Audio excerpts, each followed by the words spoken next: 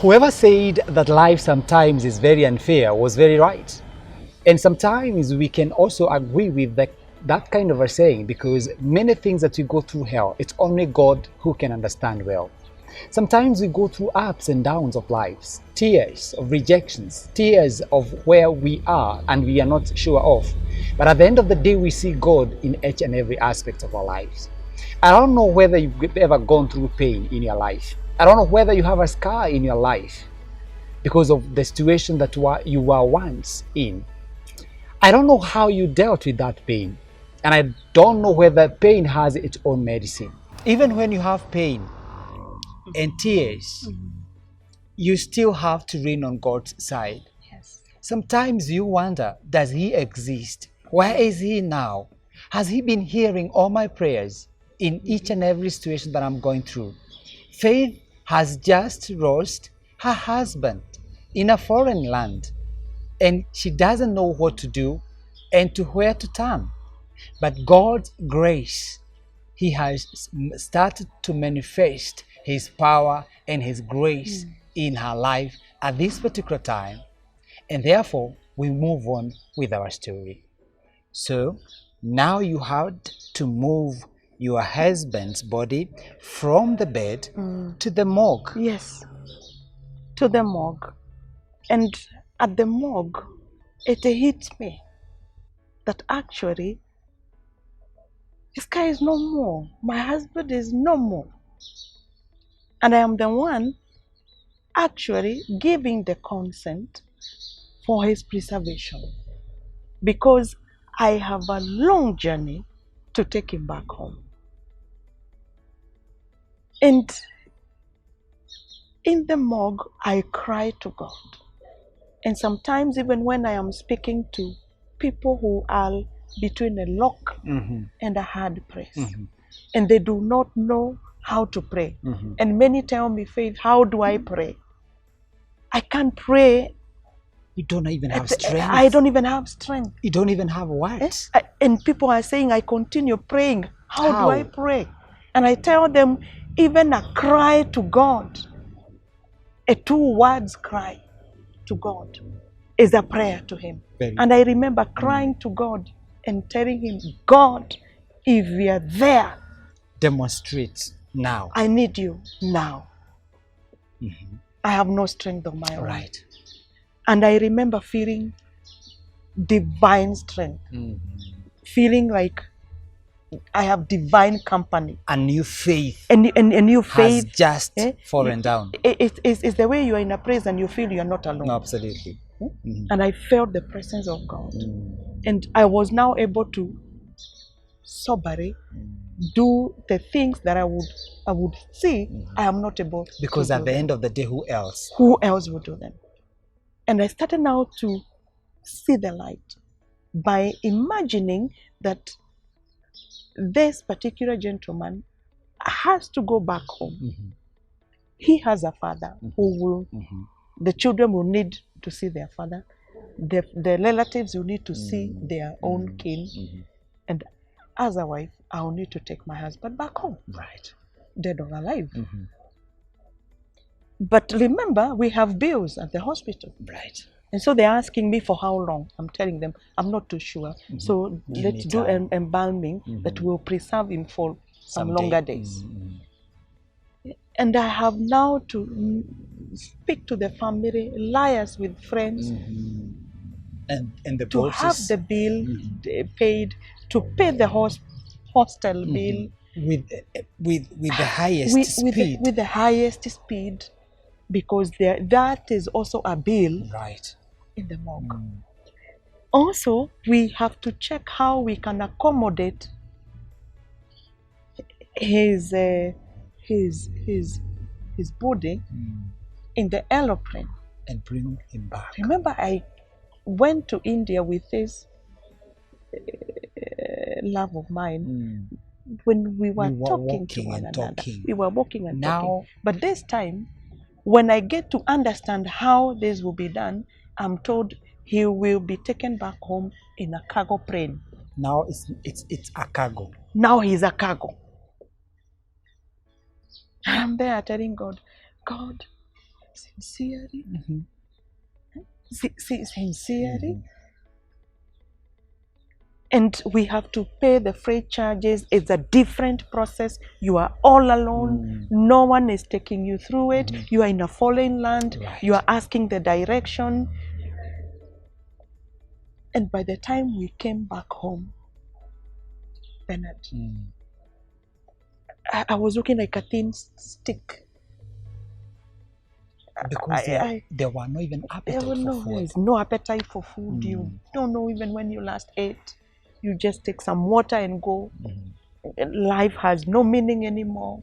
Right. You are there, but you are clinging to God and telling Him, you promise to be with me. I know you are with me in every step I am making. And so we come back home because of the cargo charges and whatever. The first plane we got, we had him coming as we also followed him. So he arrived like a few hours before us, and I had notified the family to be there to receive him. So they received him and took him to the Kenyatta University mortuary. And now we arrived in the evening, and I remember my sons at the airport, my firstborn. Remember, he has just sat for his Form 4 exam, and he has seen his father struggle. The results have come out when we are in India. Right. He has gotten a C minus. He has told me, Mom, don't tell Dad. I know he wanted me to get a B plus, but it has been difficult. But Mommy, when you come back, mimi nitarudia. I'll want to repeat, go back. But don't tell Dad. But don't tell Dad about my. I tell him Dad is sick. I can't even tell him about this. Now he's there. He has known what has happened. The news have been broken to him, and he comes for me and cries. I'm also crying. The other members of the family are crying. We are taken home. I can't sleep. They can't sleep.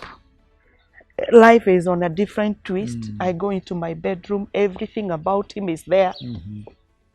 His shoes, his shirts, everything his that jacket, reminds you his about bed, him is there. Everything is there.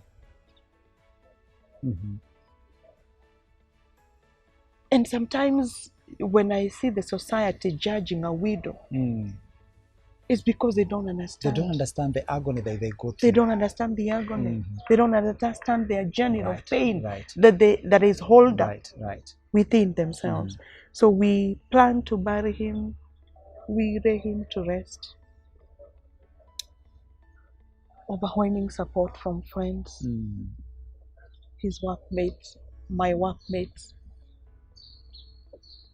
A lot of sorry looks from people who had known my journey in the previous months. And I start my journey as a widow. So how have it been now that you're back? You've buried your husband. You have to go back to work. I have to go back to work. The children needs to be fed. I have bills to pay. Is that now the beginning of the two sisters? No, it's not even the beginning of two sisters. There is not even a hint of the two sisters.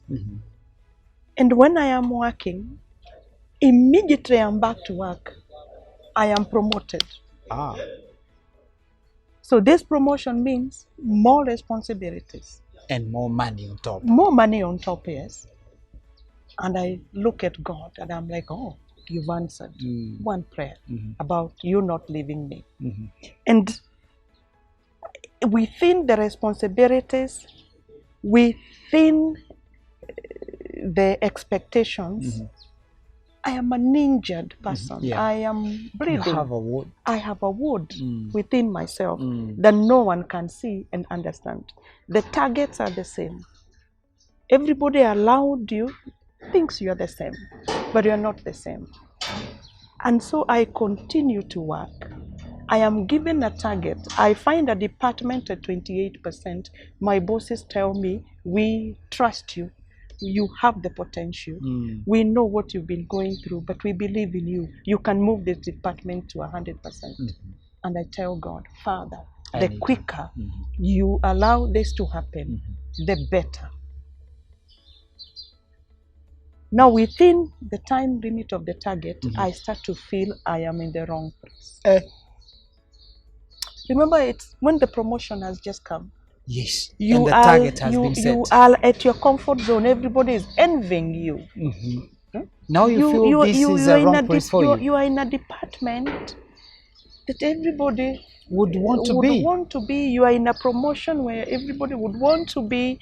You are not even a very old employee in that organization, and you have been promoted. You have found 10-year employee here, but you have just bypassed them and you've been promoted. Just like a twinkling of an eye. Just like a twinkling of the eye.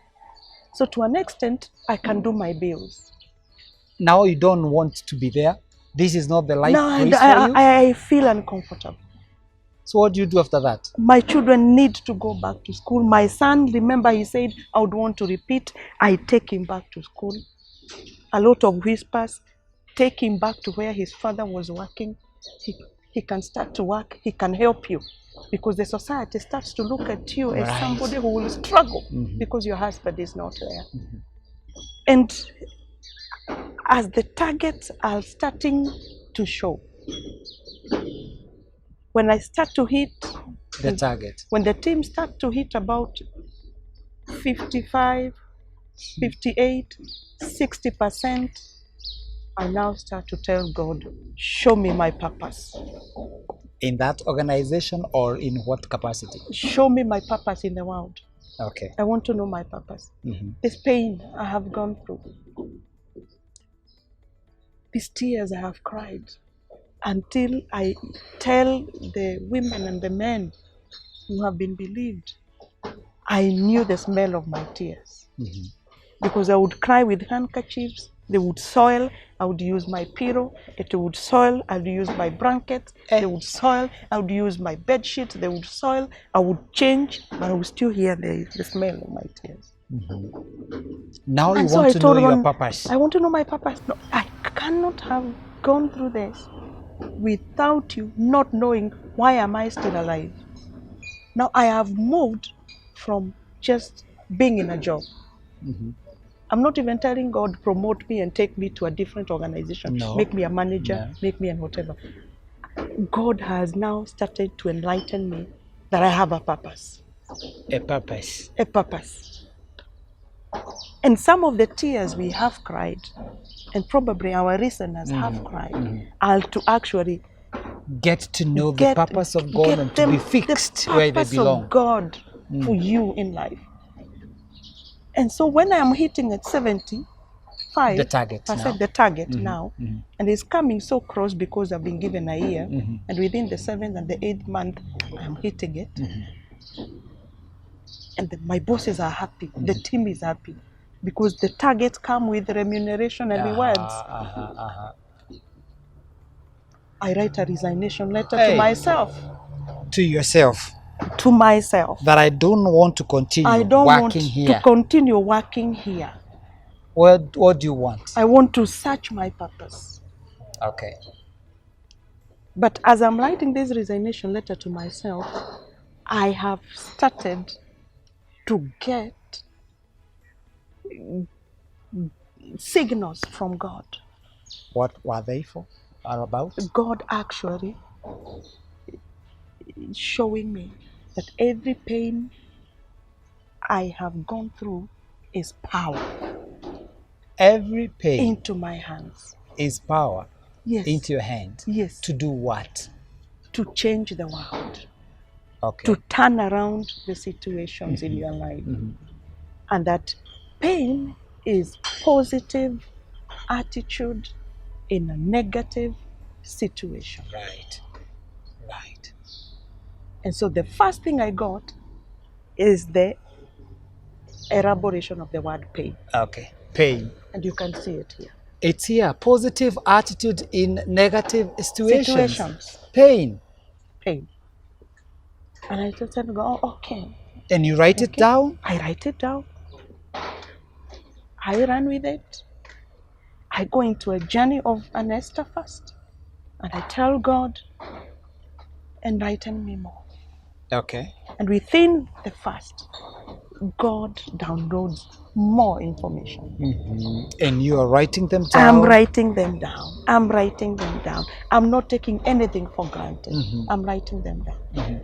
And so within work setup, I enroll for a professional counseling course. Every day in our lives, we find ourselves in a fixed corner. But that doesn't mean that we have to give up. Because every day, God is whispering to us. Yes. And He is giving us His purpose for our life. And Faith is here.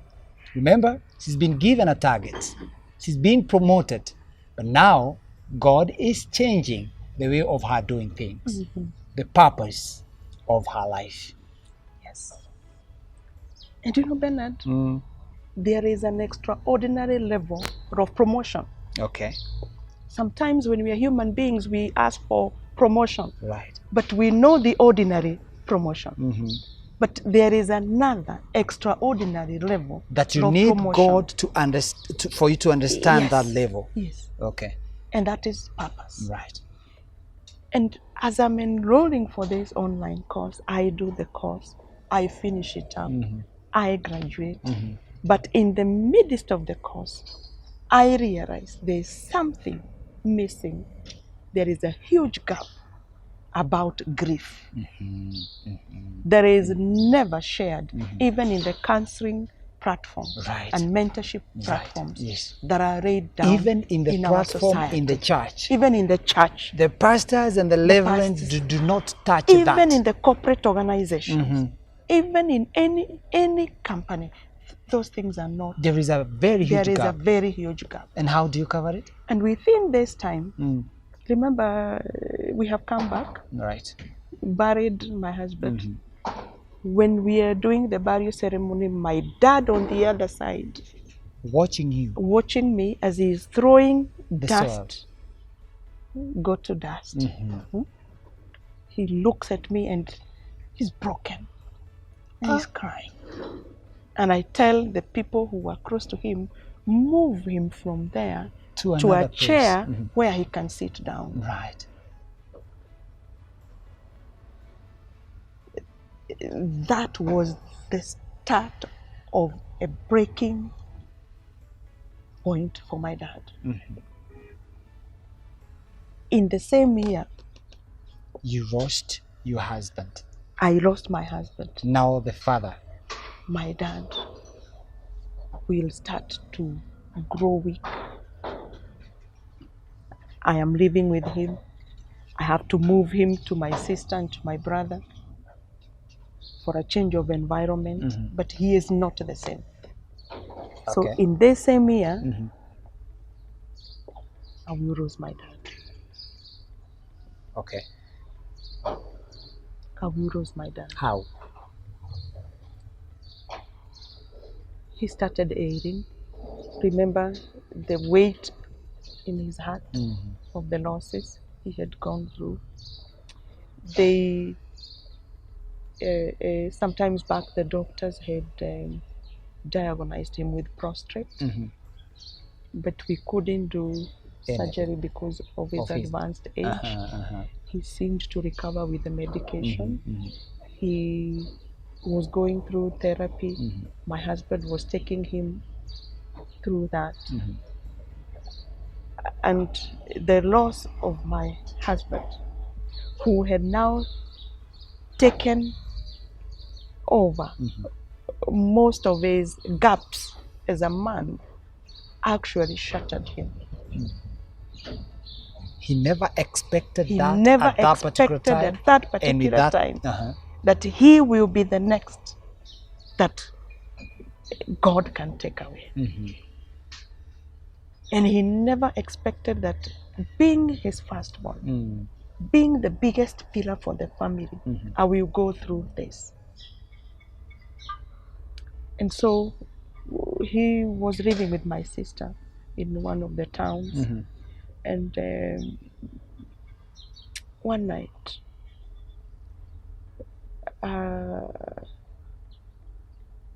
he kept calling her, Calling who? calling my sister to be with, All right, Yeah, for the yeah. company in his room. for the company Mhm. in his room, because over time his mobility was a little bit restricted. His energy levels were going down.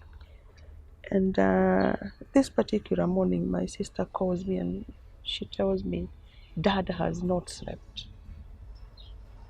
He has kept calling her to come and sit there, calling her to call me to come. And she's trying to tell him, I am in Nairobi. I have huge responsibilities now. To let you have your time. To let me have my time. And within that duration, that day in the night, That day in the night. the day after, he has been telling her to keep by the Her bedside side. and to ask her to call me to go that night, because we had a conversation With also him. with him. When my sister kept telling him that I'm not able to go, we spoke for about 1 hour. We recapped a lot of things at home, a lot of things about my mom, my sister, my husband. Could that be the last conversation? It was the last conversation. Sure, it was the last conversation. The only other call that I was going to get is for my sister telling me to go. Right. And she's crying on the phone, and I'm asking her, what is it? And she's saying, Just come. Faith, Wairimo, kuja tu, just come. Just come. Please come. Come now. And I'm telling her, I am in Nairobi, about 200 kilometers. And she's saying, please just try, come. I know you try can your come. way. Just try you. Just find your way and come. And Bernard, the following morning, I borrowed permission. Remember, I'm exhausted. I've exhausted my leave days. Now you're there in the office I borrowing am there in the another. office borrowing permission again to go to Nakuru. They're asking me, what is it? I tell them I've just lost my dad. And they're like, just lost your sister, your mom. Now your your husband. daddy. Now your dad. The fourth person in the family. Is everything all right? Is everything all right? Until people now start looking at you like, are you okay? Is there something you've done to God? People start looking at you when you are going through hell and pain. And sometimes they try to bring some accusation. You must be bewitched. Yes. You must have done something wrong to your God. This is exactly what happened to Job of the Bible when he was going all through tribulations of life. But at the end of the day, he was able to stand and say, I believe there is God in heaven. Would that have to come into your life, into your mind? My dad was a retired Reverend Canon with the Anglican Church. So we had to involve the church, the bishop. The burial is done. They come there like a swarm of bees. With their clerical gowns. They make the burial look heavenly. Everyone, even the neighbors, the friends and whatever, they're there marveling at singing God, the amazing grace. Singing the amazing grace. The people who had started their own cocoons of saying, this family, there must be something. There must be something. God comes strongly in a mighty way, raise his shield before you, confirming that you are on his side. Help comes from heaven. Everything that pertained to the burial is done. Like the twinkle of the eye, and we are like, the society to come and help us do, the cooking and the preparation. The church takes charge. This is their very own. Leverage. Even the people supervising in the kitchen got their collars on. There were reverends and all those people of high profile in the church. And now I remember the words of my father saying that even when we lie to sleep, Mhm. our God Still still remains will the same. manifest, Aha. still remains the same. Amen. And so I come back, All right. the burial is done, Mhm. I have to come back to work. Mhm. My vision is still there, but now it's a bit dimmed. A lot has come in between there. My Okay. life, Mhm. and some of these things do happen Right. to people God wants to wipe their tears. And he's calling them into And then their purpose. you don't understand why God will make you go through such kind of tribulations. And sometimes we say, if God, this is your will, how sometimes the will of God is very painful. Very And you painful. are going through his will for you to give birth to a To pain. give birth to a pain. And so Okay. remember, I've resigned to myself. Okay. The targets are hitting. I'm at 89, 90. When I'm at 98%, You resign. I give a notice and I tell them I am resigning. And my boss tells me, come, we need a talk with you. We need to sit down. I give you this appointment. Come to my office.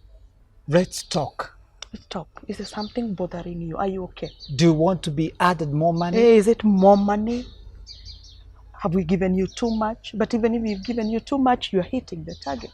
Our expectations are So they are met. worried. They're worried.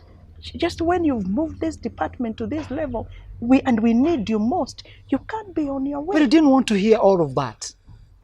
I had made a decision to myself. Okay. And so I tell him, boss, this is my resignation letter. I want to step aside. I have hit the target. So let As me you're go. expected, let me go. But where? And they say, and he tells me, I think you have a problem. And I tell him, I don't have a problem.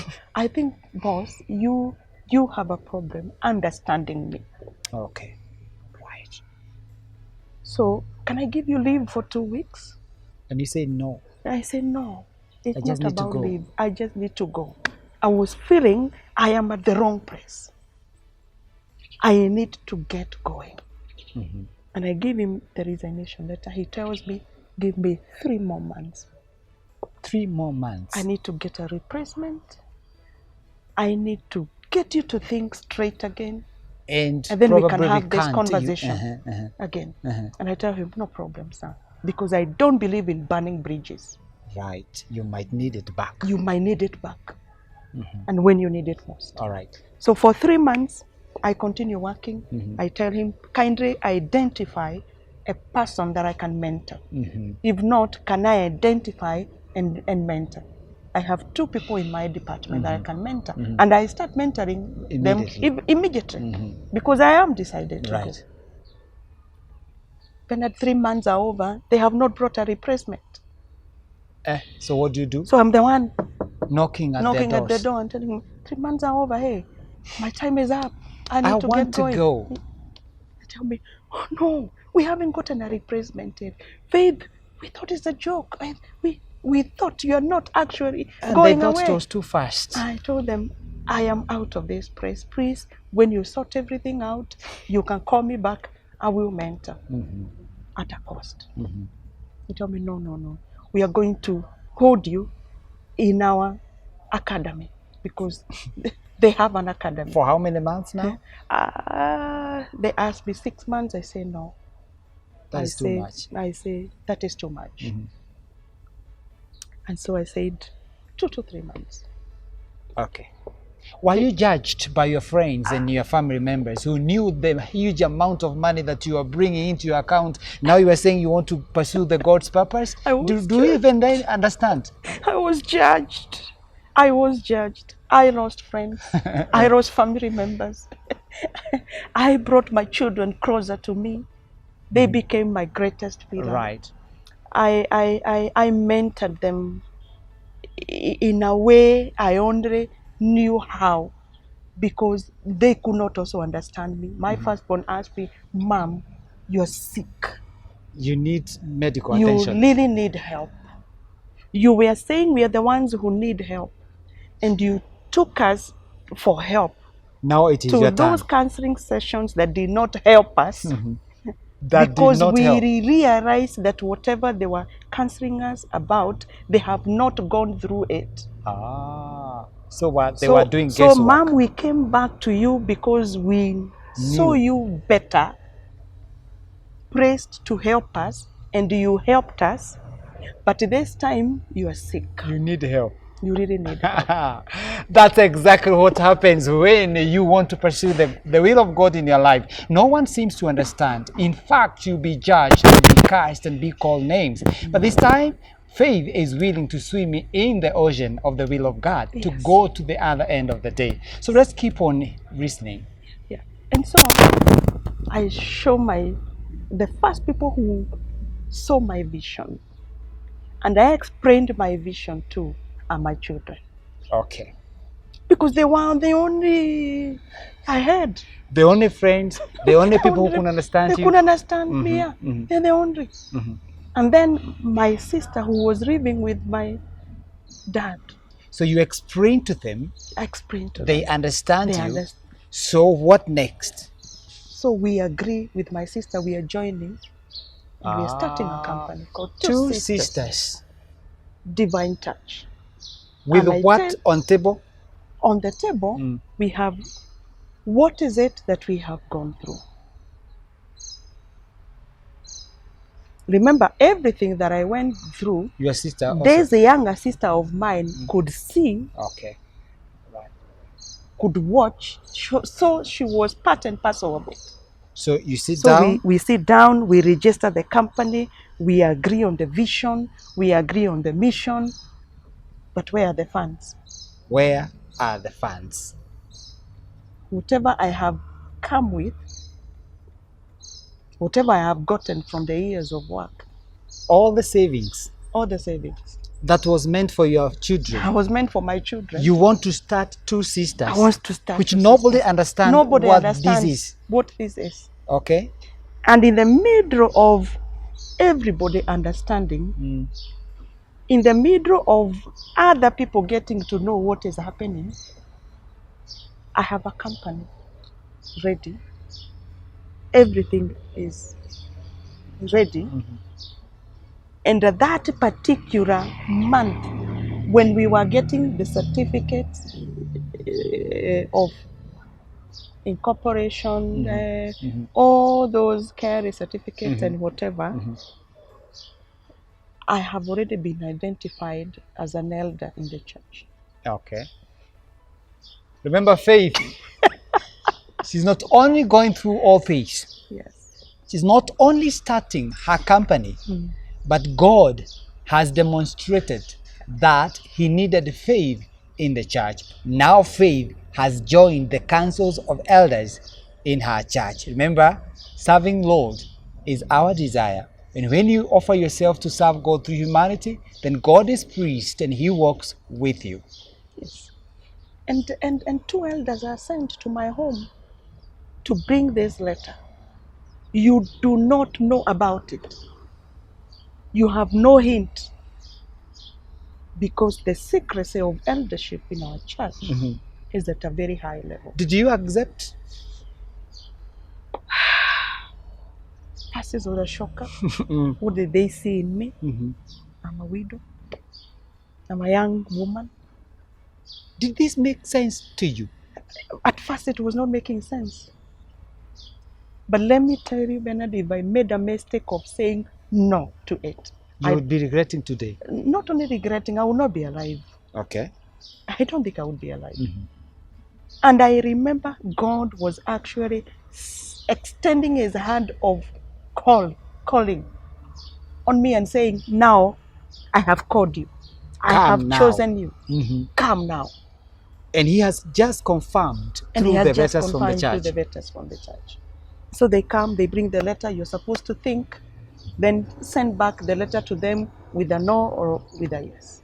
This time you decided to say yes. This time I take the letter, I sit my children down, I tell them this is a calling for life. To serve the Lord in Once the church. an elder till you die. No going back. This is now a full marriage to church. Did they bless you? They said, Mom, we know you are God. And we know you will serve diligently in the church. Go ahead. We will support you. That's how they supported me. And so a time came for the anointing of eldership, for the training. The day of the anointing of eldership, my children, my two sons, were standing behind me, together with the other family members. To give their total As support. I take the oath of support. They were there. Yes. And I was telling God, remember, you have already confirmed that you're calling me for a purpose. So together with this purpose, I agree to serve you. Right. And so after that calling, you remember this is already starting in the background. It's starting in the background. You had just raised raised the foundation. You've registered the company. Yes. I got a time to share with your friends and colleagues in the church. I shared with my reverend, and I told him, I want you to launch my purpose in the altar of God. Because I feel this calling. I feel the conviction that this is a higher calling. Right. And he tells me, are you ready? Yes. Would you? I have one banner. I have a few certificates, pamphlets. I had already done pamphlets. I tell him I have these pamphlets. Two sisters, Divine Touch Company. Yes. My business cards. And in one Sunday, when there was a dedication of a church compound, I was told to appear with what I have. Was your sister there? She was not there. She was in Nakuru. She was far away, miles away. But with her blessings, we were ready to go for it. And she told me, you know, once you're determined on something, you will go for it. And so this was breast in church, the pamphlets, everything pertaining before to the congregation, pertaining to the company. And I remember my reverend saying, go. If you are called unto nations, just go. Just go. We cannot hold you. And the journey starts. And the journey started. And you know, when you're an elder in the Presbyterian church, you're given a district as your locality to oversee. But here I've been told, go unto nations. Wherever God calls you to serve, go and serve. All right. So you start the company working and you open the office. Yes. I start doing it at home. I do a lot of it at home. What exactly do you do with Two Sisters Divine Company? In Two Sisters Divine Touch is a counseling and a mentorship organization where we demystify pain. Because there are many types of pain. Right. And we have an arm that also deals with grief. And that's why we talk about grief share. And we target the people who have lost their loved ones. All right. The young widows. And the young children. And their children. The widowers and their children. And we specifically narrow down into things that push people into doing substance abuse. In other words, you offer a chest to be known. Yes. And before the pandemic of the COVID-19, we were having prayer breakfasts. After these sessions, we would identify the people who have come to see us needing help, understanding their pain. Some have been have been in grief for over 10 years. They have never dusted themselves from the grief. Right. Some of the children have been lost into substance and abuse. Immediately they lost one of their guardians, one of their parents. No one ever gave them direction. Right. And they are lost. Right. completely. Mhm. So in those prayer breakfasts, we Mhm. will have a grief share Mhm. session All right. where in a group of, let's say, these young people, Mhm. we will have 10 of them sit down and share their journey of grief. Where do you get your funds from? Because with such kind of an organization, you need a lot of things. Remember, everything I got from my employer Okay. is invested here. Mm-hmm. Remember, over time, there are people watching you. People who have seen your journey from day one when you lost your first loved one. People who have watched how you have carried yourself. Mm. People who identify with your strength Mm-hmm. and with your God. Right. And I have very many people who come and say, I think I need your God. These things I hear and I have seen, Mm-hmm. I need your God. I need your God. And so they come in.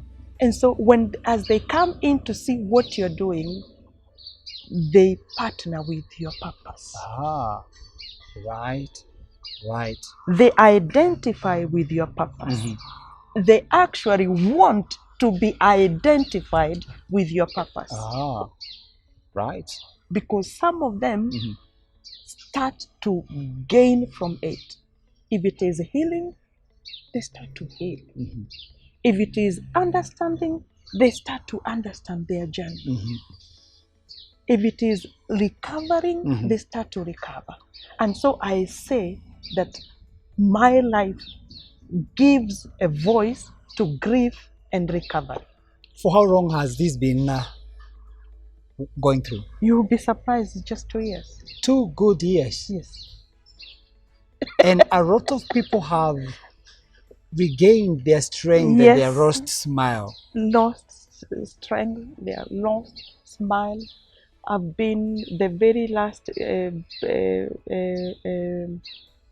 prayer breakfast was in Uganda, Mm-hmm. Kampala. Mm-hmm. I have a following from there Mm-hmm.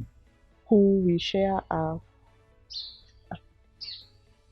platform. Right. I have been to Mombasa, I've been to Malindi. Mm-hmm. We were planning to go to Kisumu, Mm-hmm.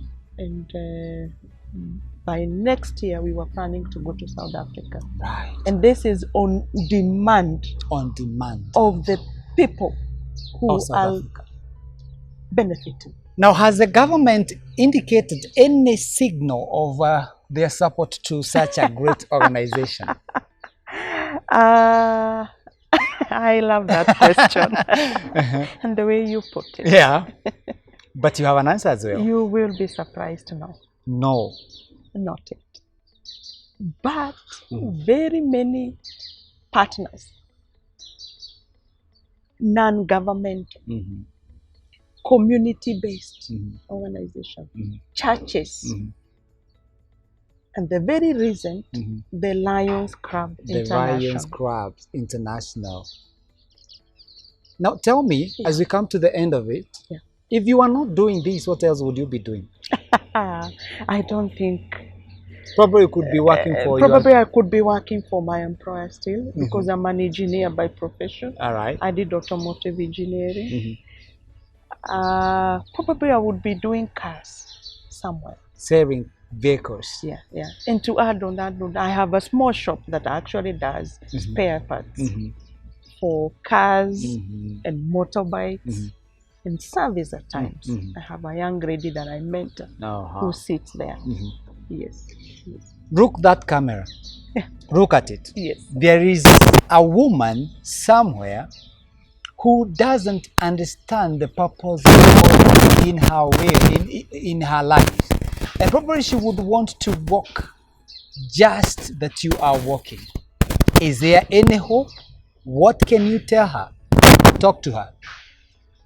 I want to talk to you, my listener.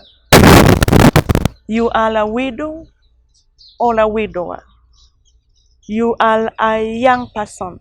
Your mom is no longer on this earth. Your dad is no longer on this earth.